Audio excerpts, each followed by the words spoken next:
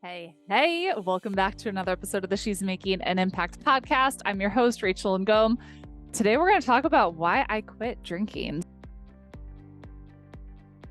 So it has been more than a year and a half since I decided to quit drinking. And I'm going to explain to you my decision going into it, the benefits that I've realized since I have stopped. Is this for you? Is this not for you? Because for me, it was kind of like a big commitment, to be like, I'm a non-drinker. But I'm really happy I made that commitment, because it's like when you don't make that commitment, you can kind of like go back and forth with yourself and be like, oh, it's fine every once in a while. And then before you know it, you get like sucked into the hole and then you're drinking. And so let me be like real clear. I have never been like an alcoholic or anything like that. I have cousins who have been alcoholics, and one almost died, one that I grew up with and was really close, from alcoholism. So I'm not talking like for me personally about like that kind of drinking. Although growing up, there was a lot of binge drinking and a lot of blacking out and passing out and doing very stupid things. And I am telling you, like, it is by the grace of God that I am here with some of the shenanigans that I got myself into. Because, yeah, could have gotten real bad in high school, college, and then luckily I met my husband when I was 22, and that got me out of it real quick. He tamed me. Anyways, so why did I quit? Like if you had followed me for, and like, I mean, I know some people have been listening to the podcast for years. So a lot of my like I remember the first photo shoot I had was with a bottle of champagne. The one I had in France was with champagne. I mean, we lived in France. Like we did wine tasting all the time. The wine in France, let me tell you, it was like €1 for a bottle and good stuff.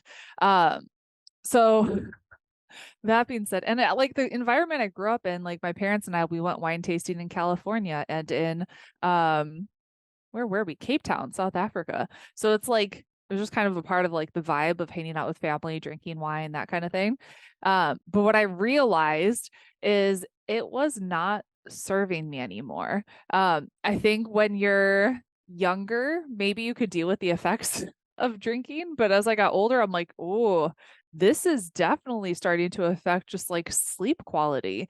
And this um when I was going through this decision of like, am I going to quit?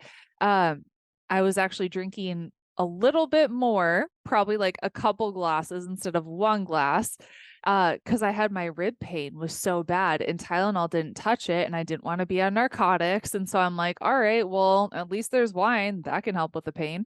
And then what happened is it just became a thing that mentally it started to mess with me. Like when I drank, I ended up eating more. I don't know if that's ever happened to you. And then I just felt bad about myself. I'm like, how did I just eat all of that? Um, so yeah, it's like when I was younger, I could, not that I'm proud of this, but I literally was able to chug pure vodka, like it was water, and like no hangover, nothing like that when you're young, right? But as I got older, you have a glass or two of wine and then you just have a hangover. And then when that would happen, I would wake up in the middle of the night, not being able to fall back asleep.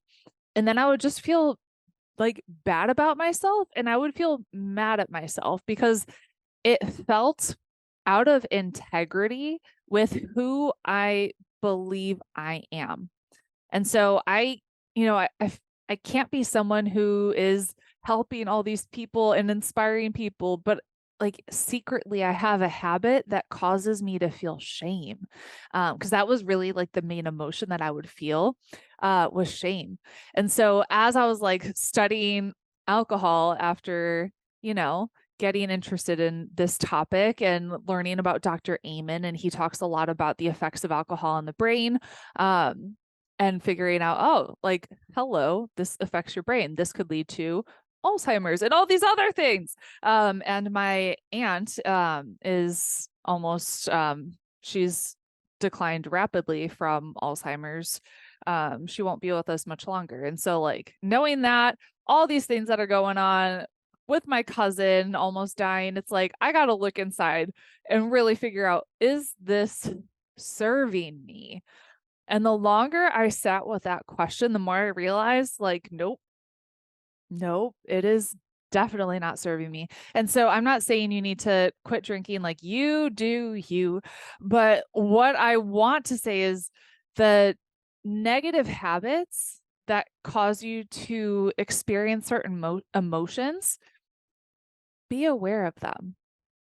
Just be aware of them. And then if it's not serving you, it might be time to just reevaluate the habit. So things that I've noticed since I stopped drinking, my sleep is so good. So I wear one of these Aura Rings.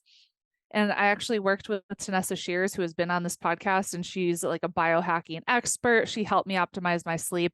But when I got the Aura Ring and I was still drinking, that's when I could clearly see how it was affecting me of like, oh, you had wine. This is what happened to your sleep quality. So I would feel it, but then I could see the data. And then I was like, okay, well, that's pretty clear, right? So my Aura Ring is so happy with me and I sleep like a champion. I lost probably like 10 to 15 pounds without trying and like not doing anything because alcohol has calories. And then for me, I would drink and then I would eat more. So that stopped. So, I mean, that is excellent. My skin got a lot clearer and I feel like I look younger compared to pictures of myself when I was drinking, which is pretty cool. I no longer have an internal battle, which if you deal with anything that is causing an internal battle, it's not fun. So we got to look at, should I get rid of this? Right. So I don't have that anymore of like, all right, should I drink and negotiate how much I should drink and then drink more than I said I was going to drink and all that BS. So I just feel like I'm much more in integrity with who I am.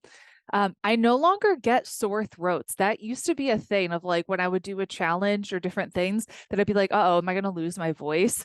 Because I would get a sore throat. I don't get that anymore. And I very rarely get sick, which is pretty cool. So those are just some of the benefits.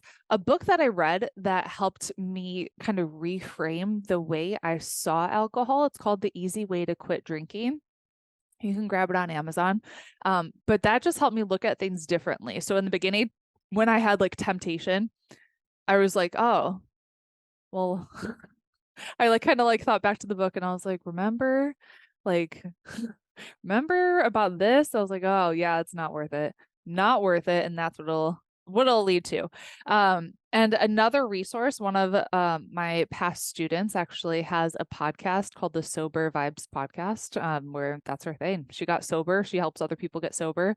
So yeah, this is a totally different kind of episode on the show, but I think it's one worth doing and one worth sharing, especially if you're like on the fence. This is just kind of like your little nudge of it's not scary and it's not that hard. At least like that was my journey. Everyone's different. I know that. But yeah, if you need any support, just reach out. I'm happy to support you. And I hope this helped you and feel free to share it with a friend that you know it would serve them. And I'll see you in the next episode. Bye.